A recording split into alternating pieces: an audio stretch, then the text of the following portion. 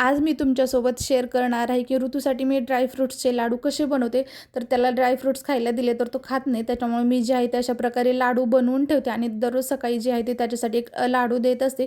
तर इथं घेतलेले आहेत मी 2 वाटी शेंगदाणे, 1 वाटी गूळ, 1 वाटी खजूर, 1 वाटी जे आहे ते काजू, बदाम आणि 1 वाटी अक्रोड. तर एकदम कमी फ्लेमवर जे आहे ते आपल्याला शेंगदाणे भाजून घ्यायचे आहेत. हाय फ्लेम ठेवली तर शेंगदाणे वरतून भाजतात आणि मध्ये तसेच राहतात. त्यामुळे जे आहे ते आपल्याला कमी फ्लेमवर शेंगदाणे भाजून घ्यायचे आहेत. त्याच्यानंतर काजू काजू पण कमी फ्लेमवरच आपल्याला थोडेसे अगदी हलकेसे भाजून घ्यायचे आहेत. त्याच्यानंतर बदाम आणि सगळ्यात शेवटी जे आहे ते मी इथं अक्रोड भाजून घेतले. तुम्ही त्याच्यामध्ये जे आहे ते मनुके वगैरे पण टाकू शकतात. तर इथं सर्व गोष्टी ज्या आहेत मी भाजून घेतल्या आणि थंड होण्यासाठी ठेवल्या. 10 ते 15 मिनिटानंतर मी मिक्सरला एकदम बारीक असं वाटून घेतलं.